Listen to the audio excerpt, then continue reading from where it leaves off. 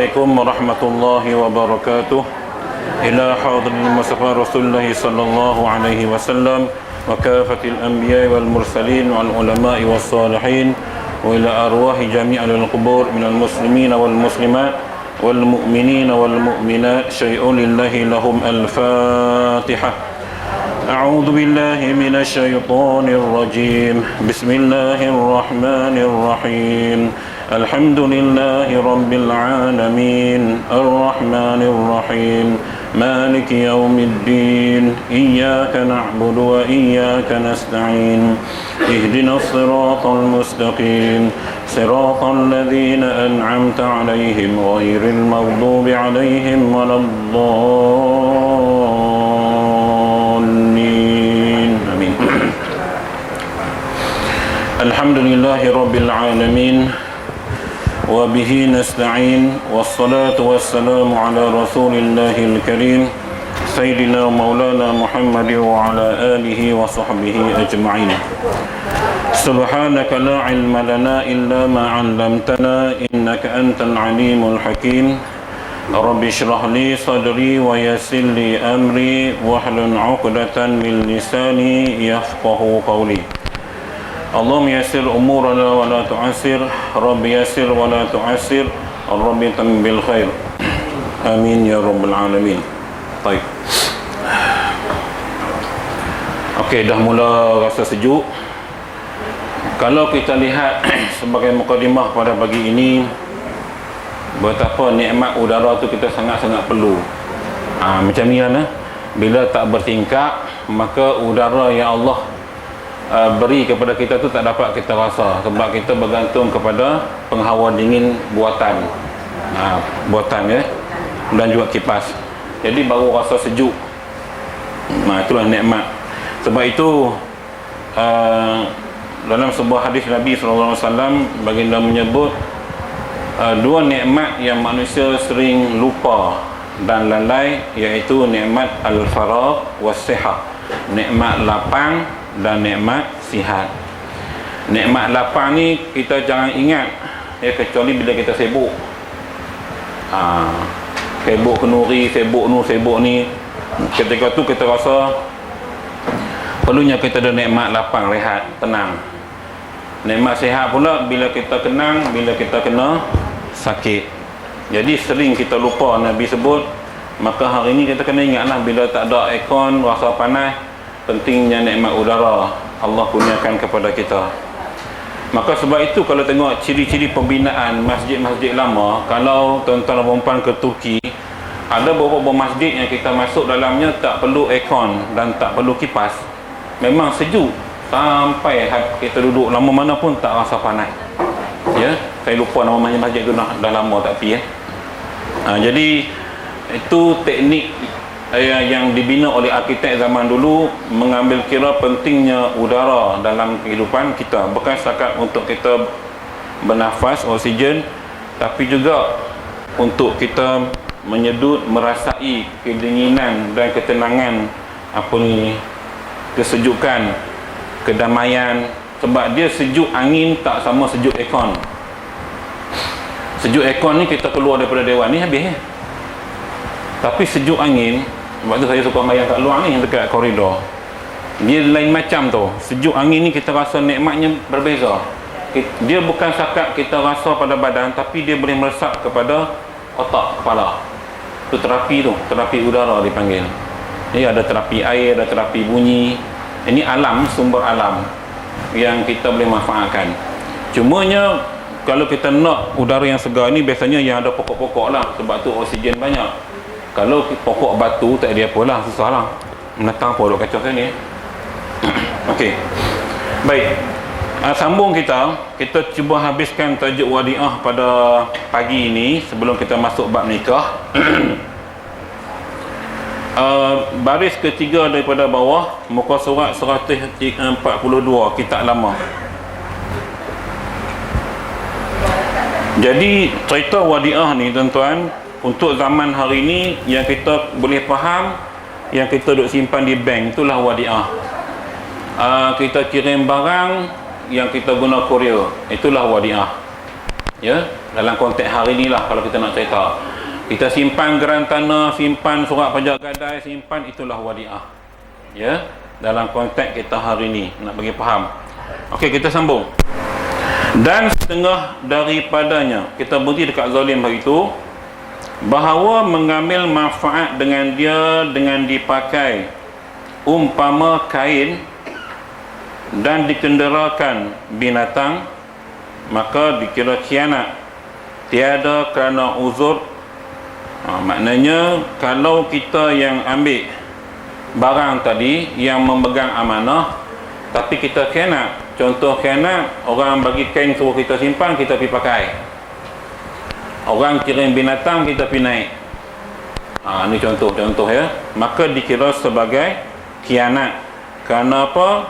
Khianat tiada kerana uzur, bukan sebab uzur, atau ia mengambil akan kerana hendak dipakainya, ya silakan, atau dirham supaya nafkahkan dia, wajib doman, wajib ada jaminan. Jadi dia lebih kurang tak ada kursi kosong ke? Okey. Baik, dia tuan-tuan, serupa kita simpan duit di bank, nah, sama ada giro ataupun wadiah biasa atau mudharabah. Jadi dah ada akad, bank berhak belanja duit kita, ya. Dia berhak ambil manfaat duit simpanan kita, dan dia invest dalam industri-industri ataupun apa sajalah bentuk pelaburan yang bank jalankan, sama ada kapal sawitnya, oil and gasnya dan sebagainya. Dan keuntungan itu bank berhak diambil semua, tetapi atas dasar wadiah dan mudharabah tadi, maka bank boleh bagi pulangan keuntungan itu sedikit kepada kita. Itu yang kita simpan, ada dipanggil hibah, ya, bukan interest. Hibah kalau Islamic finance ni hibah lah, dia tak panggil bunga. Kalau bunga bank konvensional atau interest. Jadi itulah wadiah lah. Jadi kalau dalam konteks ini, bank berhak ambil manfaat. Cuma bila kita mengaji kitab lama, dia buat contoh kain apa semua tu kan. So kalau guna tak apa izin orang yang bagi kirim, maka dikira khianat. So kena ada jaminan. Itu maksudnya. Dan jika tiada dipakainya dan tiada dinafkah akan dia sekalipun kerana taksirnya. Jadi maknanya walaupun kadang-kadang dia tak pakai, tapi dia niat, kalau aku guna kain ni kan, kalau aku kalau jenis kalau kaum Melayu kan suka kalau. Jadi kalau dia tak buat pun, cuma dia niat. Sebab tu dalam Islam tuan-tuan, innamal a'malu binniyat. Dia niat tu tak buat lagi. Cuma kalau benda jahat tak buat lagi, tak dikira. Kalau benda jahat tak buat, tak dikira, hanya niat sahaja. Tapi dalam bab wadiah ini, kalau dia niat sekalipun dia tak buat, tetap kena ada jaminan. In case kalau barang tu hilang atau rosak, ya, barang yang dikirim tadi. Okey, ini cerita dulu, ya, zaman lah tak ada dah lah. Sebab kita dah wrapping rapi semua. Dan jika diniat hendak mengambil dan tiada diambilnya, tiada dhaman atas kaul yang sahih, kerana tiada ia perbuat sesuatu. Tapi kaul yang kedua kata dia niat tapi dia tak ambil, so tak ada jaminan. Tapi ini pandangan yang lebih sahih. Dan jika dicampur akan dia dengan hartanya dan tiada dapat dibezakan dia dengan bahawa kesukaran membezanya, seperti gandum dengan syair, wajib dhaman. Yang ni mungkin dia ni bengong sikit lah kot. Jadi hak orang kirim, hak orang simpan kat dia, dia pergi campur dengan dia punya. Plastik tak cukup, tak cairan bawa buah boleh main buluh. Dia dah beli asam limau nipis, limau kasturi, lalu plastik tak cukup, dia campur yang saya bagi punya dengan dia beli punya. Jadi hampir sama lah, walaupun syair dengan gandum tu bijirin yang hampir sama rupa bentuk. Maka bila jadi bercampur gitu, in case kalau tak cukup sebiji, kena gantilah. Itu maksudnya zaman. Tapi saya tak suruh gantilah, sebab ni sedekah. Ambil tu, saya bawa tu dia ambil lagi. Saya heran tuan-tuan, sebab minggu lepas saya bawa, saya rasa saya kutip habis dah. Jadi pula minggu ni jenah kutip saya lepas ni. Dah ada mereka tanya, awak ustaz tak suruh mereka main kutip dia kat rumah? Saya kata mereka malu. Orang kita ni bila dia main pagar tutup, walaupun dapat keizinan, dia segan tau. Memang kita lagu tu. Bukan tuan tak izin, tuan izin. Dia bimbang masyarakat tengok. Tudung labuh pakai pudah, dia putih belimbing buluh. Sedangkan dapat kebenaran. Tuan pokok tak ada masalah, ambil lah. Kita rasa segan. Saya melihat antara satulah, saya tolong kutip bagi bawa main sini. Jadi tuan-tuan ambil lah, ya. Minggu depan saya bawa lagi kalau jadi. Banyak tu banyak. Pelik mangga saya pun jadi balik. Tak sempat nak parah. Tak sampai hati nak parah jadi balik bunga. Mungkin bila kita rajin bersedekah, niat di awal. Niat kita tanam tu bukan nak jual, memang niat nak sedekah. Mungkin atas dasar itu Allah gandakan. Jadi walaupun tak sedap tak mana pun, belimbing buluh pun nak sedap masam. Tapi sahabat saya dia buat jus, tuan-tuan, dia buat jus, dia buah asam boy. Allahu akbar. Macam apple, macam jus apple hijau. Padu, memang padu. Try balik buat.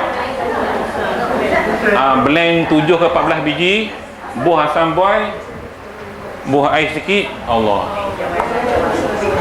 Rasa boleh buat menu moden lah. Boleh buah nama apa benda lah. Okey. Belimbing jus ke, belimbing buluh jus ke apa benda ke, ikut. Ya, begitu. Jadi tak boleh campur, tak boleh beza. Maka kena ada doman, kena ada jaminan.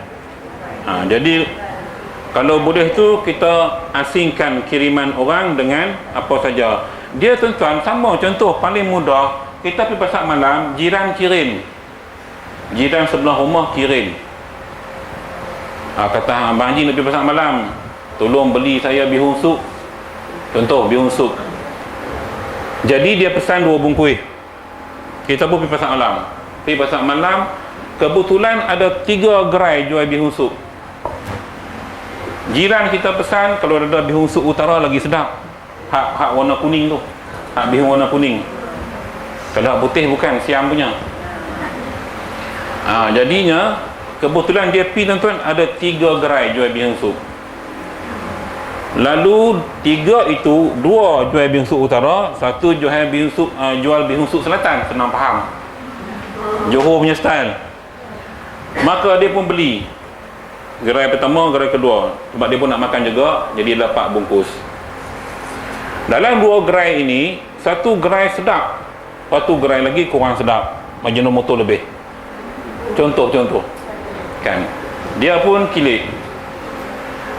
Dalam konteks kita beragama, bersedekah, tolong orang, maka yang lebih baik kita bagi ialah apa yang kita ada yang terbaik. Jadi kita di pasar malam, biasanya tuan-tuan lihat gerai yang ramai orang biasa sedap, orang duk beratok. Kita kalut-kalut, malah aku nak beratok kan, kita pihak kedai tak sedap, aku nak pusing tu saya, aku patah balik main sini pula. Lalu kita pun campur aduk, sedap tak sedap, sedap tak sedap, sedap tak sedap, balik bagi kat jiran kita. Jadi di sinilah persoalan.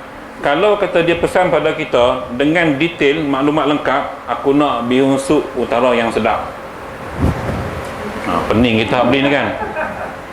Nak tahu sedap tak sedap, hak ramai orang beratok. Biasa gitulah. Cuma zaman hari ni kita kadang-kadang terkeliru, dan dikelirukan dengan media sosial. Kadang-kadang promosi kau, marketing kau, orang beratok kau, haram tak sedap. Makcik Minah jual bihun sup, sebelah orang tak ramai, sedap memang boy. Jadi maknanya ditipu oleh medsos. Siapa pernah pergi Cameron Highland di kawasan perkampungan Melayu tu? Kampung apa dipanggil? Tak, ada kampung homestay kawasan Melayu saja tu. Saya lupa dah. Bukan Sentosa tu. Di situ ada 2 negeri nasi lemak tau. Satu yang viral. Kalau tuan-tuan pergi awal, lepas subuh orang duk beratok sampai ke tepi sungai dekat kamp tentera tu. Ramai. Di Cameron Highland. Saja habaq bila cepat jauh-jauh. Satu gerai lagi, lepas 2 pintu pada dia, nasi lemak juga. Orang tak beratok panjang. Bila kita duk cek, rupanya yang orang batok ramai ni yang diviralkan, memang Facebook semua pengunjung pi viral orang beratok panjang. Dia tak viral sedap tak sedap, dia cuma viral orang beratok panjang. Jadi kami pun try. Bila saya try dua-dua gerai tu, rupanya hal tak beratok lagi sedap pada yang beratok panjang. Jadi saya kena tipu oleh kuasa viral. Inilah yang berlaku dalam masyarakat kita hari ni ya. Kita banyak ditipu ya. Sebab kadang-kadang orang viral ramai yang beratok, dia tak balik sedap tak sedap, dia sepatutnya sedap tu.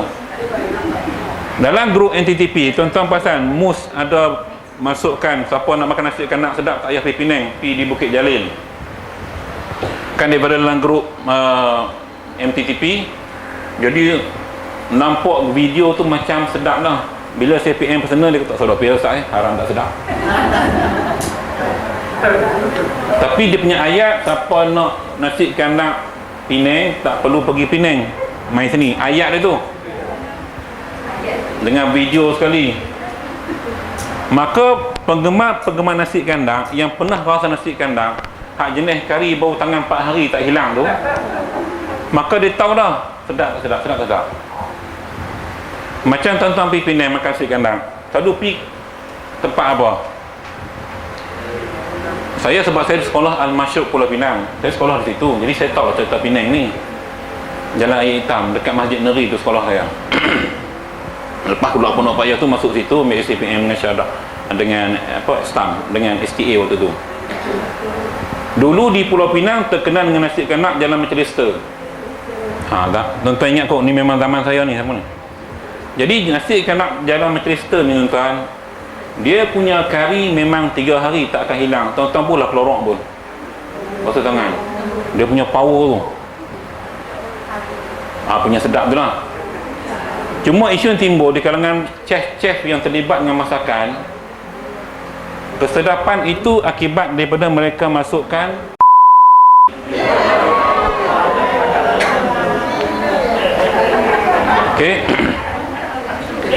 satu serbuk macam kari yang telah dikeringkan.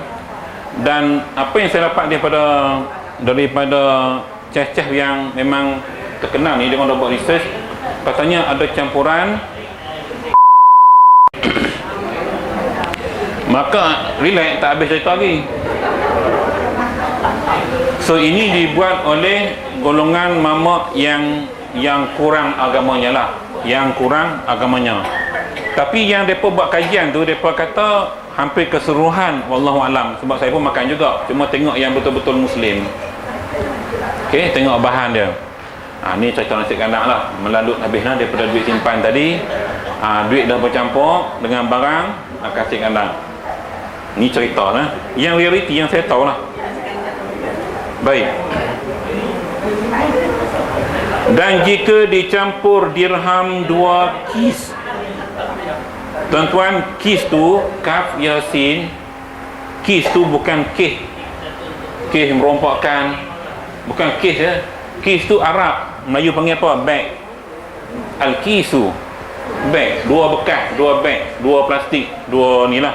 Maknanya dia kata di sini, jika dicampur dirham, duit dalam 2 bag campur, bagi yang mengirim dan tidak dapat dibezakan, wajib doman pada yang asahnya, wajib jaminan.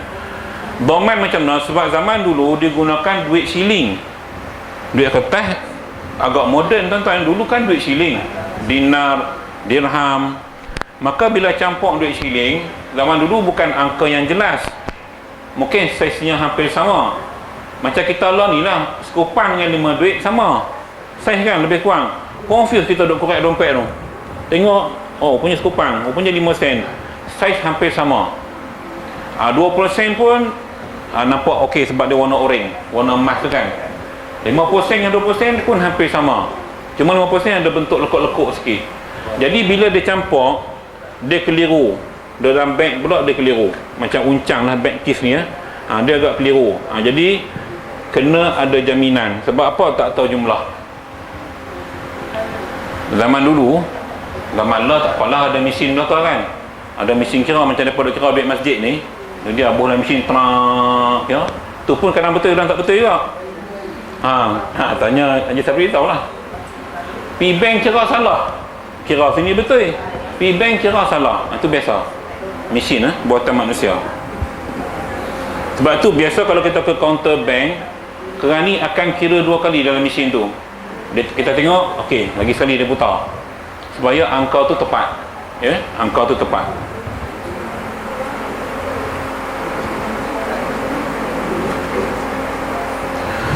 Okey, dan manakala jadi didomankan dia dengan sebab mengambil manfaat itu atau lainnya, kemudian meninggal ia, atau ibrak, atau dikirim pula, lepaslah daripada domannya. Ibrak ni maknanya dibebaskan. Maknanya sini kira kita kata jaminan tadi akan terbatal, ya, terbatal dengan sebab dia meninggal, ya, dengan sebab dia meninggal ia, atau ibrak ataupun dia dah bebas, dia dah tak mau lagi dari return balik barang semua, atau dikirim pula, maksudnya dibagi pada yang terima, maka lepaslah daripada, selesai barang tu sampai kepada penerima dia, maka terlepaslah jaminan tadi sebab dah berpulangkan balik, ya. Tu tak ada masalah lah. Supaya kita hantar barang lah, ya, bila kita dah terima, kita sign, selesai. Cuma zaman law ni JNT ke apa, dia tak ada sign lah, dia pakai alat dia tu, dia scan gambar rumah semua, aku dah hantar. Dia tak boleh, ada orang tak ada orang, dia tak boleh. Dan kadang-kadang berlaku kesilapan alamat orang lain, nama orang lain, dia pergi hantar rumah orang lain. Selalu berlaku Taman Putra Belanda, Taman Desa Di Putra, selalu gitu. Untuk kat mailbox saya tu baru ni sampai satu surat, Taman nombor 59, Jalan 719, betul, Taman Lestari Putra. Dah tugas kita kalau cari orang tu mana. Bila saya tengok dokumen tu tak penting, saya abaikan je lah. Kalau penting, kita kena ni balik lah, Sebab postman pun dia hantar tengah hari, kelabu mata dia pun lapang. Tengok alamat Lestari Putra, Putra Belanda, lebih kurang LPPP kan. LPPP sama lebih kurang. Kawan tak makan nasi lagi, atau hari Isnin puasa sunat ke apa, kelabu mata, jadi dimasukkan, ya. Itu biasalah berlaku, ya, kesilapan. Dan manakala menuntuti oleh empunya akan wadi'ah, wajib dikembali dengan bersegera. Okey, kalau tuan dia minta balik, bagilah balik, tak ada masalah, ya. Jadi serupa kita simpan duit wadiah, tuan-tuan boleh keluarkan pada bila-bila masa. Serupa kita boleh ambil bila-bila masa. Cucuk kad, tekan pin nombor, withdraw, keluar duit, selesai, tak ada masalah. Boleh, ya. Sebab zaman dulu kena minta, zaman law kita pergi bank tanya, ya, tanya baki.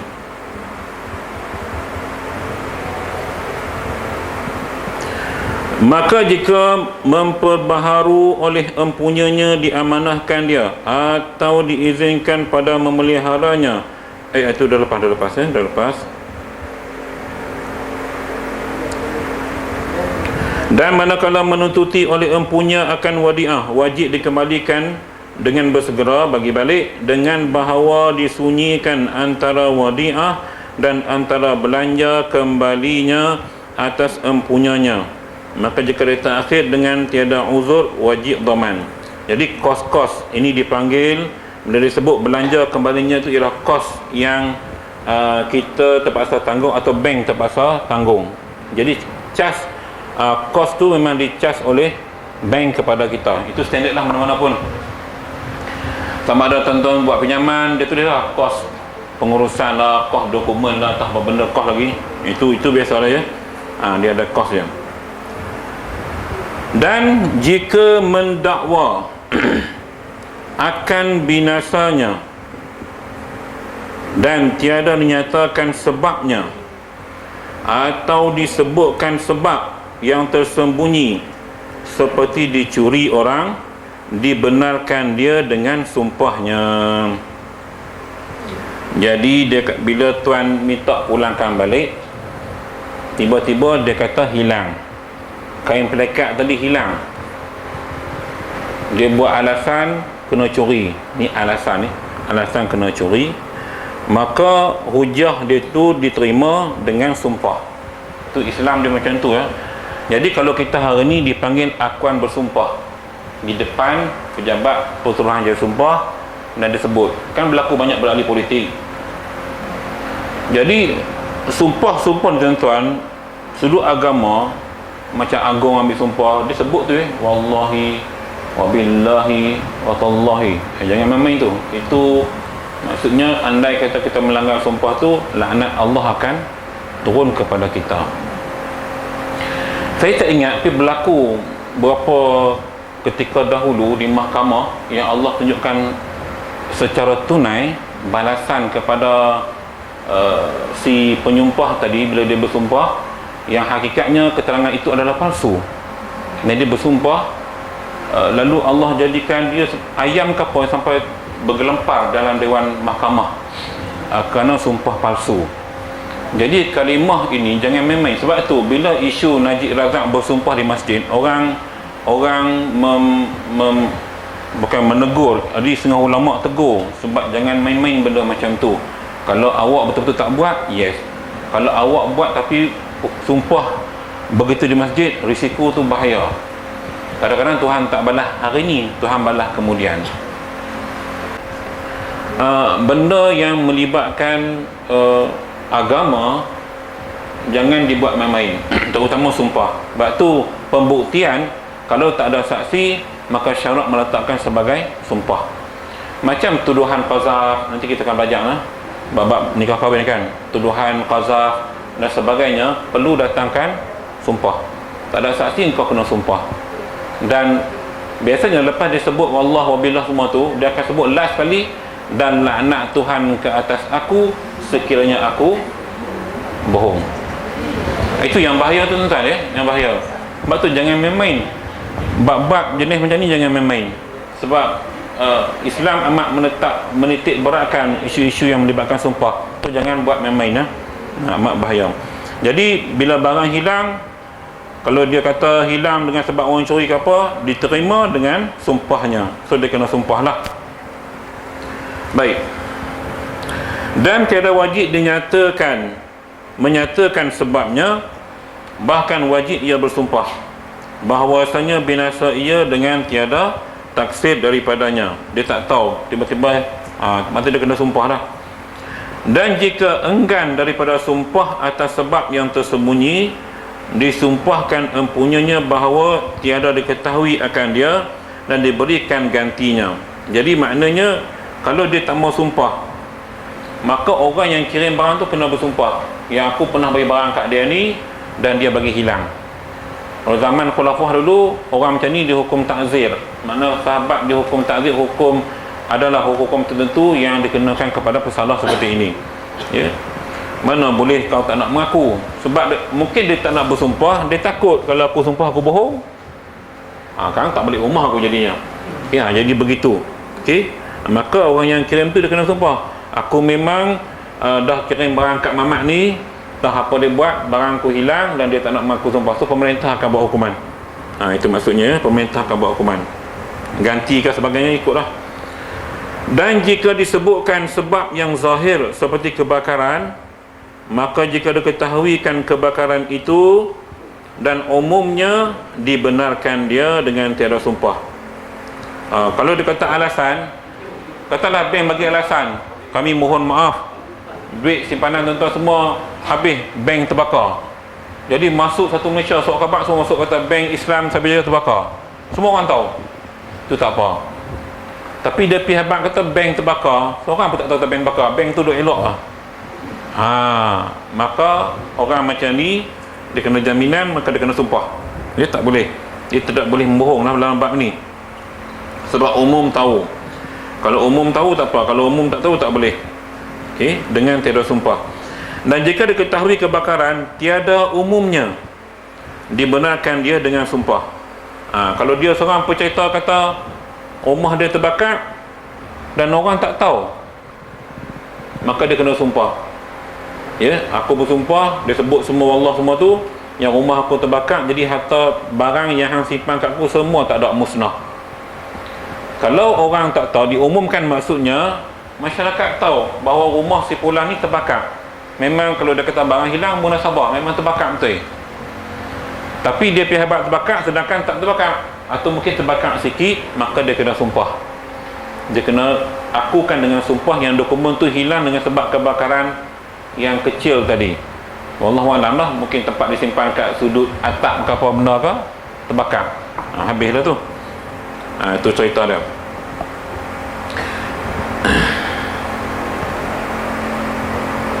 Dan jika tiada diketahuikan dia, ditututi akan dia dengan saksi, kemudian disumpahkan dia atas binasanya dengan kerana diihtimalkan selamatnya. So kena ada saksi lagi. Kalau saksi pun kena, sumpah pun kena. Ini cerita barang. Ini zaman dulu lah. Zaman sekarang ni memang bank bertanggungjawab semua kalau kita simpan. Dia macam kita simpan dalam safety box di bank, dia tak ada jaminan tau. Ya, kita simpan barang kemas dekat bank rakyat dalam kotak tu, dia tak ada jaminan. Tetapi dia dah kunci elok semua. Kalau berlaku kehilangan, kena layan bank, bank kena ganti balik nilai barang kemas yang hilang. Ni hak hari ni punya cerita lah. Mana pita kan perampok masuk curi ke, so dokumen dah ada, so bank akan gantikan nilai barang kemas yang hilang dengan nilai duit lah. So masuklah akaun kita. Sebab dia tak ada jaminan. Yang ada jaminan yang kita simpan duit cash ni, yang apa, wadiah lah ya.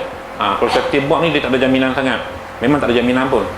Sebab tu dalam agreement dah tulis, in case apa berlaku, tanggungjawab tu dia lepas kat situ ya. Tapi dia ganti pun, dia ganti bukan dengan barang kemas lah, dia ganti dengan duit. Mana boleh nak ambil benda yang serupa kan? Bentuk cincin tak sama saiz apa semua, besar, pening. Dan jika mendakwa sudah dikembalikan wadiah kepada yang amanah, yang mengamanahkan dia, dibenarkan dia dengan sumpahnya. Kata dia dah bagi dah. Atau kepada orang lain seperti warisnya, atau mendakwa waris orang yang memegang perkiriman sudah ia kembali kepada empunyanya, atau berkirim orang yang memegang kirimannya tak kala ia hendak musafir akan orang yang amin, maka mendakwa yang amin itu sudah ia kembali kepada empunyanya, ditututi akan segala mereka yang tersebut itu dengan saksi. Ni panjang, dia habis kat situ. Jadi maknanya kalau dia dakwa, dia dah bagi balik apa semua tu, ataupun dia bagi kat orang lain ke, kat waris ke apa semua, mesti ada saksi. Itu senang faham. Maknanya kita simpan barang, kita nak pergi mana-mana, kita wariskan saksi, wariskan saksi, kita bagi kat waris, kat anak kita simpan, kena ada orang lain jadi saksi tengok. Sebab tu bukan kita punya. Ni kalau kita simpan dan di video dah, kalau kita simpan kat bank, memang ada saksi. Biasa pegawai yang sign tu. Sebab tu dokumen ar-rahnu ditandatangani oleh kerani dan pengurus bank atau timbalan pengurus. Mesti ada saksi sign. Memang ikut syarak lah. Memang ikut syarak. Cuma moden, dalam bentuk moden. Jadi banyak sangat dokumen, 3-4 dai salinan. Kan dia buat banyak, 3-4 salinan kot. Kalau ar-rahnu atau salinan kita pegang, 3 bank pegang. Kerani yang icah pegang, simpanan bank satu, manager satu, saksi. Kemungkinan akan berlaku tu mungkin ada. Bermula ingkarnya akan wadiah, kemudian daripada ditututi oleh empunyanya itu, mendamankan dia. Kalau dia ingkar, maksudnya dia kena letak jaminan. Jadi dia punya cerita, tuan-tuan dan sekalian, kalau sebagai rumusan cerita wadiah ni, saya sempat tengok dalam kitab yang diringkaskan ni. Kalau setakat hari ni, barang-barang yang biasa diwadiahkan, dia kata seperti wang, yang ni yang kita simpan kat bank lah. Harta benda, biasanya harta yang bergerak dalam bank konvensional, tempat penyimpanannya dikenali sebagai safety box atau tempat menyimpan barang saja dalam keadaan seperti kita simpan mah di ar-rahnu yang kita dah hurai tadi. Lagi satu dokumen, saham, geran tanah dan sebagainya. Ini yang dalam konteks hari ini yang kita simpan di bank lah, ataupun di tempat yang selamat. Itu yang lebih kurang kita punya perbincangan tentang wadiah ini. Maka sebab itu zaman hari ini, tuan-tuan, kita cuma simpan duit sama ada dalam akaun simpanan wadiah atau akaun semasa, ataupun kita buat pelaburan, ataupun perkhidmatan peti keselamatan yang disediakan oleh pihak bank ataupun pihak-pihak syarikat kewangan. So ini yang kita simpan. Jadi mudah faham, wadiah ini apa saja harta atau duit yang kita simpan pada orang, tak kira orang tu bank ke ataupun manusia lain yang ada autoriti untuk menjaga harta kita. Kalau kita kirim barang, kita dah ada syarikat kurir yang ni dah settle, sebab balut pergi comel, bubuh alamat, bayar duit kos pengepusan tu, benda tu sampai selesai. Penerima kata saya dah terima barang. Biasa kalau saya tu customer akan sebut lah, ustaz barang dah sampai, baru akak ajak beli, saya beli ya, baru saya jual, baru sampai. Jadi kadang-kadang duit dia orang bank in lepas barang sampai, kadang-kadang yang ada duit dah tu dia akan bank in sebelum barang sampai, itu tak ada masalah. Okey, jadi bila kata dia sampai, selesailah masalah. Kalau tak sampai, 3 hari tak sampai, ada kes, kita pun siasat di mana kesilapan. Oh, rupanya dia orang terlupa letak tersorok. Jadi pihak kurir dah siasat-siasat, sampai juga lewat, sampai juga. Jadi kalau tak sampai, saya ganti rugi. Kadang-kadang saya terpaksa ganti minyak zaitun yang harga ratusan dengan sebab pecah. Sebab tu tanggungjawab. Kalau ikut hukum, kurir tu tanggungjawab. Tapi sebab dia declare barangan cecair tidak dibenarkan, kita pergi galak pos, pada muka saya. Jadi itu cerita dia. Sebab kita belajar abang ni, maka kita bertanggungjawab. Pecah, memanglah panggil posmen itu dia lambung, dia lempak. Tapi sebab kita melanggar akta, dia dah ada declare peraturan, cecair tak boleh. Kita post juga, bila pecah kita bertanggungjawab ganti. Kalau minyak zaitun tu RM200 sebotol, yang mahal, yang organik ni, maka saya terpaksa balut hantar pula kepada dia. So kadang-kadang pelanggan ini dia rasa macam Allah Ustaz, dia rasa macam salah pula kan, bukan orang kata apa, mahal kan, tapi sebab kita rasa tanggungjawab, memang itu tanggungjawab kita. Okey, jadi kalau kita nak claim courier, kalau barang yang bukan cecair itu saya claim. Kalau hilang, pecah, kita claim, dia mau bayar balik. Tapi kalau cecair saya tak boleh claim, sebab memang cecair, memang salah. Okey, ini cerita dari sudut wadiah, simpanan dan pengiriman. Okey, kita masuk tajuk baru, kita pun nikah. Yang ni khusus untuk orang yang belum berkahwin sebenarnya. Tapi dalam kitab tuan-tuan, kita belajar bila bukan apa, ada anak-anak kita yang belum berkahwin. Mungkin di sini kita boleh baiki sikit. Kalau anak kita dah lepas kahwin, mungkin ada yang belum kita sempurnakan. Saya teringat kemarin tuan-tuan mai jumpa saya seorang daripada Anggrek Apartment. Jadi ada anak perempuan seorang, mak dia mai jumpa, cerita saya tu nak mai cek tapak tangan lah. Kemudian cerita bab anak nak kenduri kahwin, anak perempuan dia. Jadi tu saya kata kena belajar tu. Bila saya tengok kemarin, saya kata kena tajuk ni, kita kena belajar balik. Maka bila timbul isu perkahwinan, nasib baik dalam tempoh bertunang, dah bertunang. Isu pertama kami sembang kemarin, isu hantaran. Saya tanyalah, saya kata berapa hantaran? 10,000. Dia kata, Ustaz, pak menakan dia semua tak setuju Ustaz. Haji Amir tak setuju, dia kata ni tak setuju. Murah sangat, dia kata. 10,000. Saya kata memang murah zaman lah ni. Nak buat apa 10,000? Lepas itu mak dia kata sebab mereka dah bincang dua-dua orang bincang. Lalu saya tanyalah, bakal suami ni kerja apa? Kerja kapal hak belayak 6 bulan kali balik tu. Saya kata kerja ni duit banyak, loaded. Dia mana belanja apa-apa tak kapal, semua disediakan.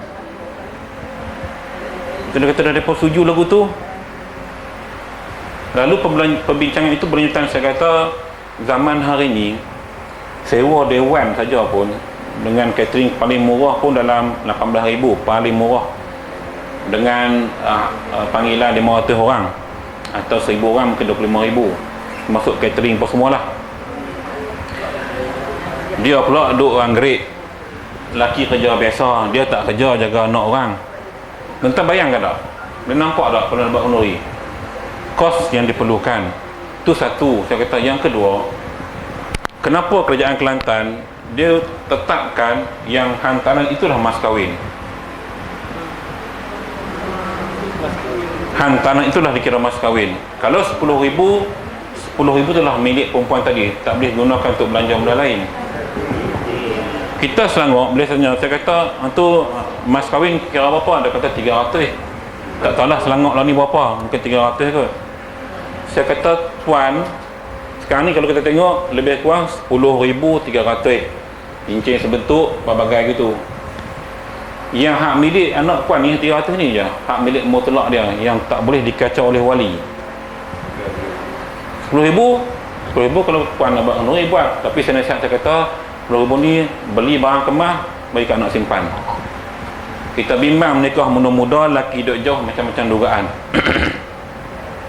Sebab saya ada kawan ramai yang kerja kapal, bujang-bujang boleh kerja, bila menikah berhentilah 6 bulan tuan-tuan, 6 bulan kan.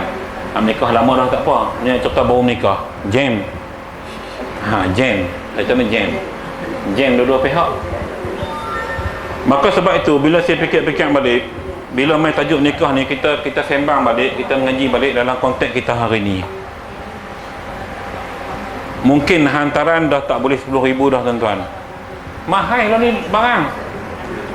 Tuan-tuan belanja RM50 pergi kedai Aceh, apa boleh beli? Ikan pelaling tu pun tak kena gaya sekok RM1 lebih, anda ke besar ni kan. Tak usah kira hak besar-besar kan, kena ikan pelaling hak paling cokia tu, ikan kembung tu. Memang sedap, kalau bakar sedap, di hiasan sedap.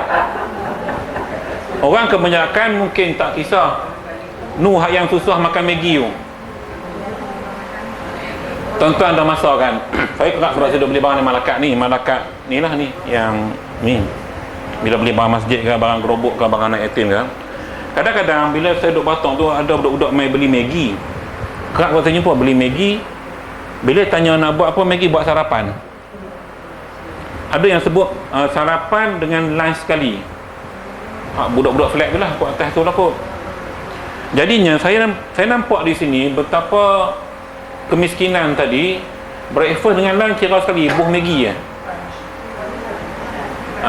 Nampak tak? Maknanya susah. Saya bayar je lah, tak apa, adik tak bayar, ustaz bayar je lah, saya bayar je lah. Jadi nak ceritanya, kita cakap soal ikan pelaling yang besar ibu jari kita kan. Ni hak mereka tak boleh makan ni, bubuh Maggi je. Tuan-tuan lama-lama dah makan Maggi, luruh rambut, botak. Pasal Ajinomoto banyak, dia punya manusia lemak tu, dia akan menggugurkan rambut. Sebab tu orang kaki makan Maggi memang rambut luruh. Kena cek dah ni, kalau lelaki rambut luruh, bini rambut luruh, memang kaki makan Maggi. Tak sungguh. Jadinya ini di tempat kita tuan-tuan, eloklah kalau tuan-tuan dapat sediakan pack makanan macam ni, agihkan. Sebab ada yang tak laku, ada yang tak laku di masjid. Maksudnya dia tak mau susahkan pihak masjid, dia tak daftar sebagai asnaf. Jadinya benda yang kita kena alert sekarang ni. Kita tak nak macam ustaz tu cerita malam tu dekat kuliah masjid, bila kita tak ambil tahu, gereja ambil tahu, akhirnya murtad, berdosa kita. Maka sebab itu kena rajin-rajin tanya. Ialah sebab kalau kita rumah macam ni mungkin semua okey kot, tapi yang rumah flat-flat tu, ni tanggungjawab kita nah. Jadi kita bayangkan kalau cara hidup begitu, dia nak buat kenduri. Dia bincang saya semalam, ustaz, saya nak buat panggilan 500 boleh tak? Saya kata 500 boleh, tak ada masalah, tapi puan kena ingat, puan jemput seorang main 3 orang. Lah ni puan tulis gini, dia tak tahu punya ni, saya kata kena mengaji kat nah. Zaman hari ni surat jemputan kena buat siap-siap, anda dan pasangan saja. Untuk dia balik kita tulis anda, pasangan dan ahli keluarga. Untuk tetamu, anda dan pasangan sahaja. Dia kata boleh buat begitu. Saya kata boleh. Tidak jenuh bajet, hang buat 500 1,000, tak kedemam. Nampak Jadi benda-benda gini untuk kita di taman lah. Di kampung tak apa, hamil kena 4 petang pun lauk ada sedia, main malam pun ada. Tuan rumah memang ready, ikan kering dah goreng siap-siap, bekai simpan. Nuri taman, nuri dewan, hampir pukul 4, qalu innalillah. Tak payah pukul 4, pukul 3, kadang-kadang lepas lohak api habis dah. Kaki Mekah Nuri dia pandai. Dia tahu kalau dewan aku pergi lambat tak dan. Lalu ni aku pergi sebelum lohak. Pakat geng pergi sebelum lohak. Berdai siap-siap. Tinggal hak baki. Jadi hak pergi lepas lohak nak sembahyang zuhur dulu kat masjid, pergi tengok ayat sirap saja ada.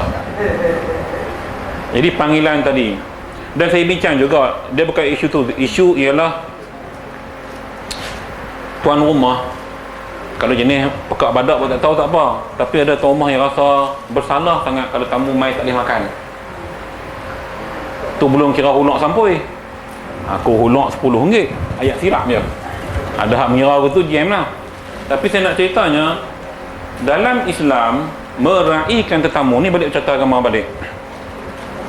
Meraihkan tetamu ibarat Nabi Ibrahim AS, baginda sanggup berjalan 2 km dalam sejarah cerita, ajak sahabat atau kawan atau tamu untuk minum petang je.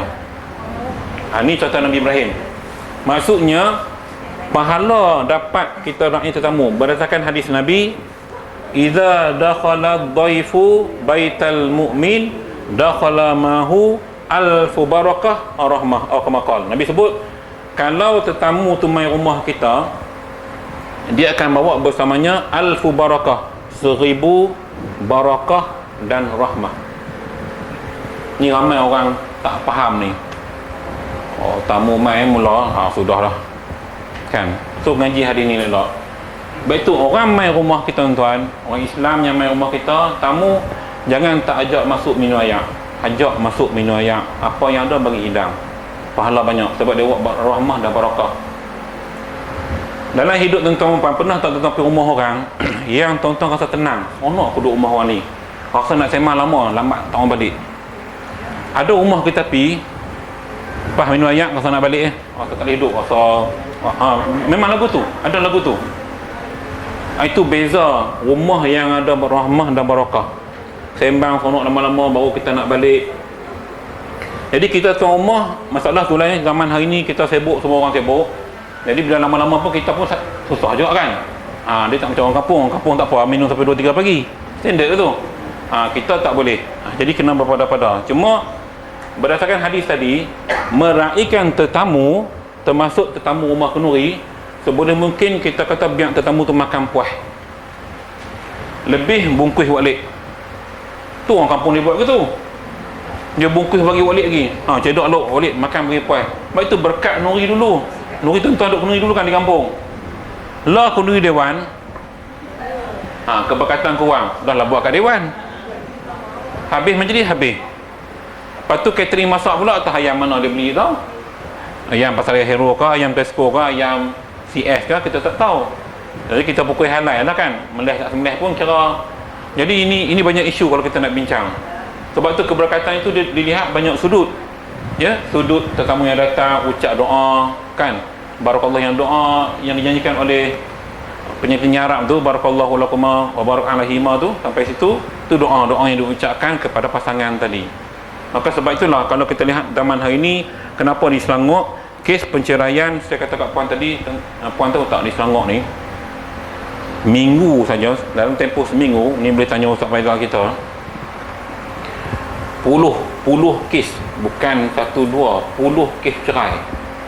Selangor paling tinggi di Malaysia penceraian di kalangan orang Islam, dan nombor 1 di kalangan bangsa agama lain, agama Hindu, agama Kristian, agama lain. So kita nombor 1 tuan-tuan di Selangor. Jadi bila berlaku begini, kita kena revise balik kat mana silap. Habis itu sampailah cerita sekupu tak sekupu pula. So, sempat tengoklah, saya ambil nama semua, saya kata tak apa, anak puan hot temper sama saya Ustaz, mengaku ulama dia tu.